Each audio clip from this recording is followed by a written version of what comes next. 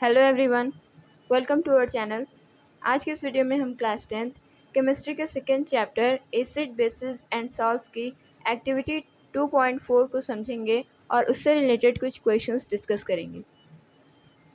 Activity 2.4 में हमसे बोला गया है कि place a few pieces of granulated zinc metal in a test tube. हमें एक टेस्ट ट्यूब लेना है और उसमें जिंक के कुछ ग्रैन्यूल्स यानी सॉलिड पार्टिकल्स लेने हैं।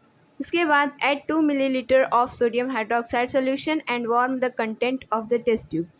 उसके बाद हमें 2 ml sodium hydroxide NaOH solution जो कि एक बेस है उसको उसमें उस टेस्ट ट्यूब में जिसमें हमने जिंक लिया था उसमें ऐड करना है और उसको वार्म करना है, गर्म करना है।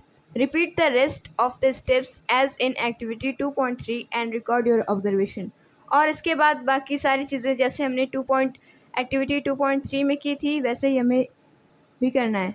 एक्टिविटी 2.3 में जैसे एक डिलीवरी ट्यूब में जो गैस रिलीज़ हो रही थी, डिलीवरी ट्यूब की हेल्प से हमें उसको सोप सोल्यूशन में ले जाना था, उसके बाद उसे चेक करना था।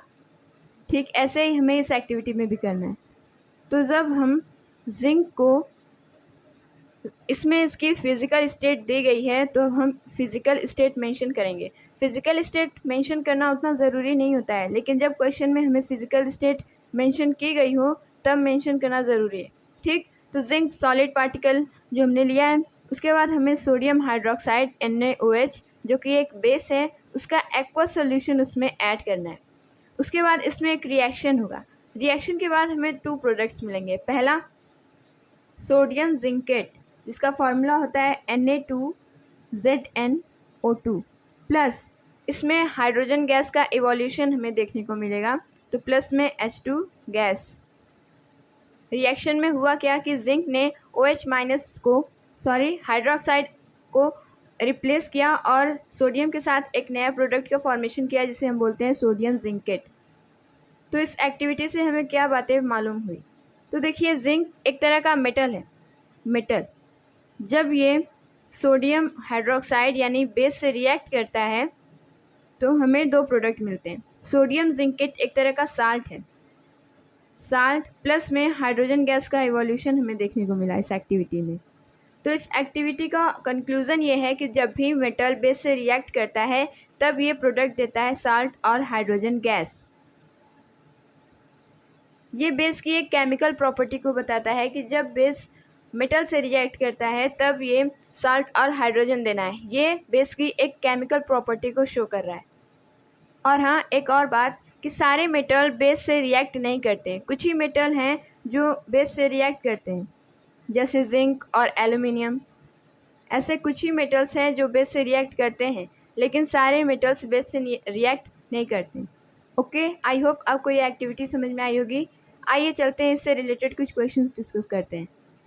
वैसे देखा जाए तो इस एक्टिविटी से ज़्यादा क्वेश्चंस पूछे नहीं जाते हैं। कुछ ही क्वेश्चंस आपको इस एक्टिविटी से देखने को मिलेंगे। जैसे एक क्वेश्चन CBSE ने 2018 में पूछा था कि 2 ml of sodium hydroxide solution is added to a few pieces of granulated zinc metal taken in a test tube when the content are warmed। ये सारी चीज़ें एक्टिविटी में हमने पढ़ी हैं। A gas evolve which is bubbled through a soap solution. हमें उस gas को सोप सोल्यूशन से पास कराना था तो उसमें बबल इवॉल्व हुए थे। Before testing right the equation of the chemical reaction. जो रिएक्शन वहाँ पे हुई है, क्योंकि इवोल्यूशन ऑफ गैस रिएक्शन का एक कैरेक्टरिस्टिक है, तो गैस इवॉल्व हुई है, बबल बने हैं, तो मतलब इसका कोई रिएक्शन हुआ है। तो वो रिएक्शन कौन सा है, हमें उसका इक्वेशन लिखना है। उसके बाद हमें उस गैस को टेस्ट करना है। Name the gas which will be evolve when the same metal react with dilute solution of a strong acid. हमें उस गैस का नेम बताना है और हमसे ये बोला गया है कि जब वही सेम मेटल जब किसी स्ट्रॉन्ग एसिड से रिएक्ट करेगा तो कौन सी गैस इवॉल्व होगी। सबसे पहले हमें इसका केमिकल इक्वेशन लिखना है। तो इस एक्टिविटी का केमिकल इक्वेशन था, इसमें हमें मेंशन किया है कि सोडियम हाइड्रोक्साइड सोल्यूशन NaOH का सोल्यूशन प्लस में जिंक के कुछ ग्रैनुअल्स। तो जिंक जिसकी फिजिकल स्टेट सॉलिड है, इसमें जब हमने हीट पास कराई तब इसमें एक रिएक्शन हमें देखने को मिला और हमें कुछ नए प्रोडक्ट्स मिले, जैसे सोडियम जिंकेट जिसका फार्मूला होता है Na2ZnO2 प्लस में हाइड्रोजन गैस का इवोल्यूशन हमें देखने को मिला। ये शो करता है कि कोई गैस इवॉल्व हुई है। दस in this reaction hydrogen gas is evolve. तुमसे पूछा गया था कि इस रिएक्शन में कौन सी गैस इवॉल्व हुई है, तो आंसर है हाइड्रोजन गैस। अब हमें उस गैस को टेस्ट करना था। तो as the gas is passed through soap solution bubbles filled with hydrogen gas come out. जैसे ही हम उस गैस को सोप सोल्यूशन से पास कराएंगे तो उसमें कुछ बबल्स हाइड्रोजन गैस से भरे हुए बाहर आएंगे।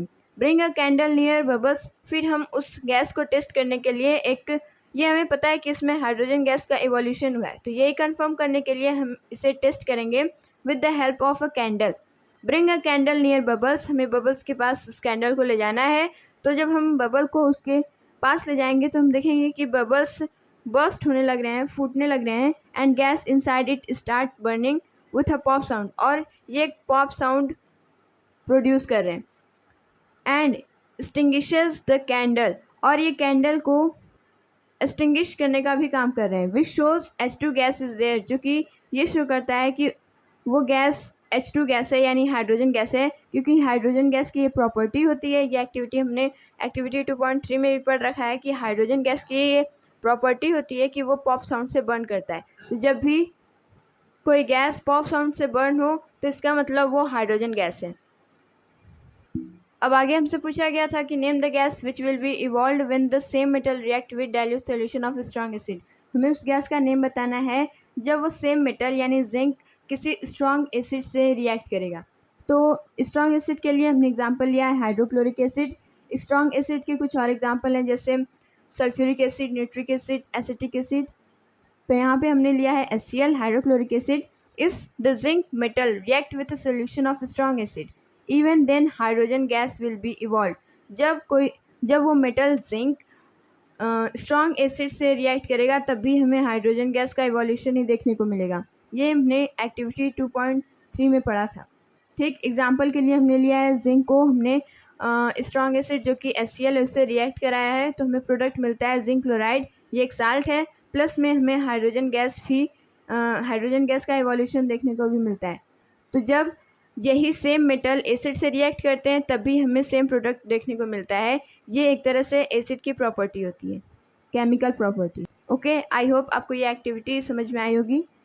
इस एक्टिविटी से ज़्यादा क्वेश्चंस पूछे नहीं जाते हैं। जो क्वेश्चन पूछे गए थे हमने आपको बताया। आई होप आपको ये एक्टिविटी और ये क्वेश्चन अच्छे से समझ में आया होगा। Thank you.